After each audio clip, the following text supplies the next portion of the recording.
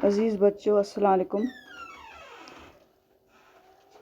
آج ہم ایک نیا سبق پڑھیں گے۔ کل ہم نے خاکہ پڑھا تھا، ایک صنف۔ اب ہم سبق پڑھتے ہیں۔ آپ کی کتاب میں یہ 5واں لیسن ہے۔ مولانا الطاف سنہالی کا جو نقشہ کھینچا گیا تھا، اس کا خاکہ کھینچا گیا تھا، جو مولوی عبدالحق نے کھینچا تھا، ہے نا۔ آج ہم اسی کے بارے میں سبق کا تھوڑا سا خلاصہ پڑھتے ہیں، اور ساتھ میں ہمیں آپ کو اس سبق میں جو مشکل الفاظ ہیں وہ آپ کو میں دے دوں گی، آپ ان کو اپنی کاپی پہ نوٹ کرنا، ٹھیک ہے نا۔ تو پہلے ہم اس سبق کا خلاصہ پڑھتے ہیں۔ یہ سبق کیا ہے؟ مولوی عبدالحق نے مولانا الطاف سنہالی کا خاکہ تحریر کیا ہے۔ اس میں وہ عالی کی حقیقی زندگی کا نقشہ کھینچتے ہیں۔ مولوی عبدالحق فرماتے ہیں کہ خوش قسمتی سے مجھے اپنے زمانے کے مشہور لوگوں اور قوم کی بلند مرتبہ شخصیات سے ملنے اور اٹھنے بیٹھنے کا شرف حاصل ہوا، جن میں ہر طرح اور ہر قسم کے لوگ تھے، لیکن مولانا الطاف سنہالی جیسا نیک سیرت، نیک عادت رکھنے والا اور کوئی بزرگ نہیں ملا۔ نواب عماد الملک صاحب کا کہنا ہے کہ سر سید احمد خان کی جماعت میں جتنے بھی لوگ تھے، ان سب میں مولانا علی کا درجہ بہت بلند تھا۔ ہر کسی کے دل میں ان کے لیے عزت تھی، احترام تھا۔ وہ نیکی، شرافت اور انسان دوستی میں سب سے آگے تھے۔ جن لوگوں نے مولانا علی کو دیکھا ہے یا جو ان سے ملے ہیں، وہ میری اس بات کے حق میں ضرور بولیں گے، میری بات کی تصدیق کریں گے۔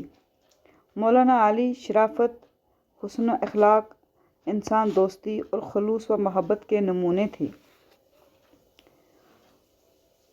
مولانا علی نرمی اور عاجزی کے پتلے تھے۔ وہ بہت حلیم شخص تھے۔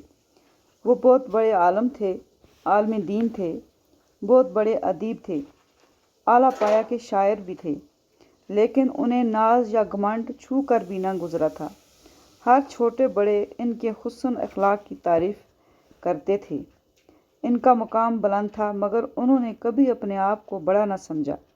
وہ بڑوں کی عزت کرتے تھے اور چھوٹوں کے ساتھ محبت و شفقت کے ساتھ ساتھ ان کا بھی ادب کرتے تھے۔ طالب علمی کے دوران جب ایک بار علی گڑھ میں ٹھہرے ہوئے تھے، مولوی حمید الدین ان سے ملنے گئے۔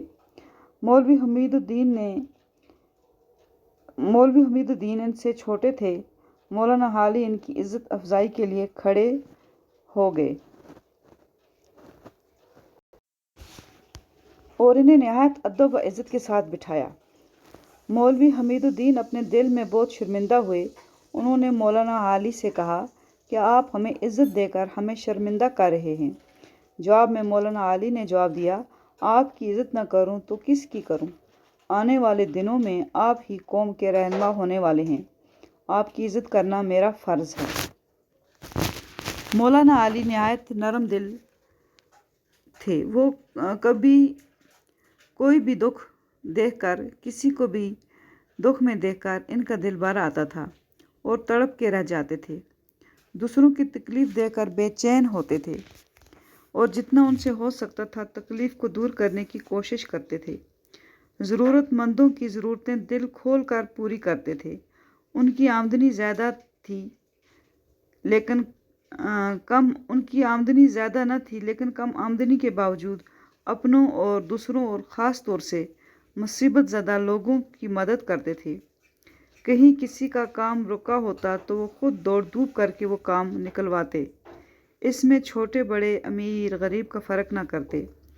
کسی کا کام آنا اپنی خوش نصیبی سمجھتے تھے۔ دل ایسا پایا تھا کہ انکار نہیں کر سکتے تھے۔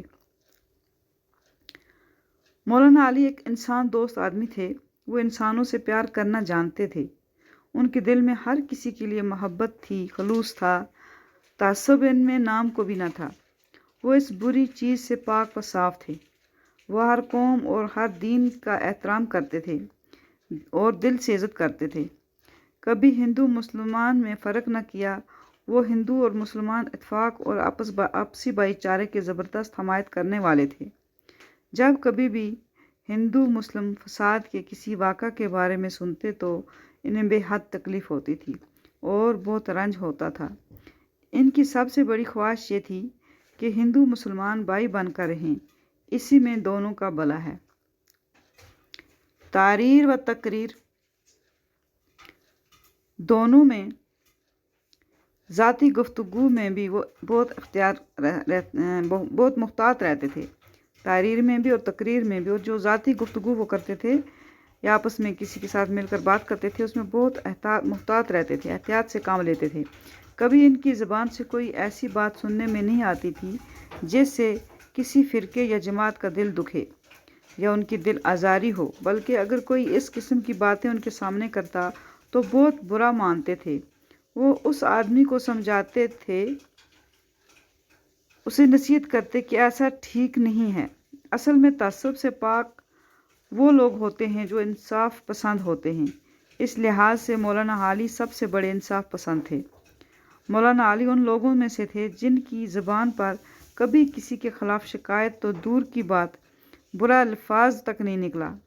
مولانا اس بات سے بھی خوش ہوتے تھے کہ ان کی ذات کی وجہ سے کسی انسان کو فائدہ ہوا ہے۔ انہوں نے کبھی اپنی کسی کتاب کے حقوق اپنے نام نہیں کروائے، صرف ایک یا دو کتابوں کے حقوق نے محفوظ کروائے، ورنہ جہاں تک ان کی دوسری کتابوں کا تعلق ہے وہ گویا مفت کا مال تھی۔ جس نے چاہا کتابوں کو چھاپا اور ہزاروں روپے ہڑپا لیے یا کما لیے۔ مولانا علی نے کبھی اعتراض نہ کیا، یہ ان کی اعلی ظرفی تھی۔ کوئی دوسرا ہوتا تو وہ عدالت کے ذریعے اپنے پیسے وصول کر لیتا۔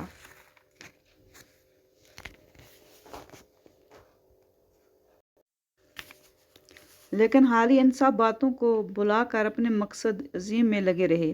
حالانکہ ان کی آمدنی بہت کم تھی اور اخراجات بہت زیادہ، وہ چاہتے تو اپنی کتابوں سے لاکھوں روپے کما سکتے تھے۔ عمر کے آخری دنوں میں ان کی دو بڑی خواہش تھی۔ ایک یہ کہ اردو زبان میں مذکر و مؤنث بنانے کے اصول مقرر کیے جائیں۔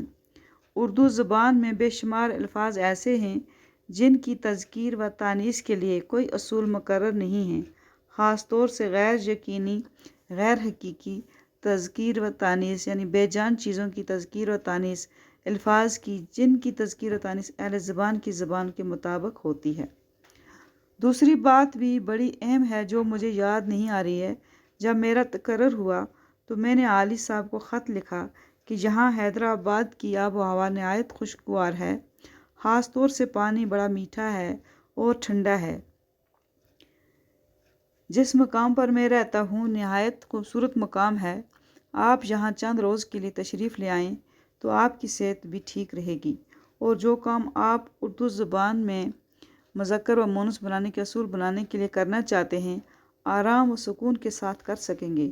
مگر ان کے صاحبزادے خواجہ سجاد حسین اور دوسرے گھر والے اس بات پر آمادہ نہ ہوئے۔ انہوں نے یہ عذر پیش کیا کہ پانی پت سے حیدرآباد تک کا سفر کافی لمبا ہے، بڑھاپے اور کمزوری کے دن ہیں، طبیعت یوں بھی خراب رہتی ہے، ایسی حالت میں اتنا لمبا سفر ٹھیک نہیں رہے گا۔ مولانا نے یہ سب حالات مجھے لکھ کر بھیجے اور یہ بھی لکھ دیا کہ جب تم ادھر آؤ تو اس وقت میں تمہارے ساتھ ہو لوں گا۔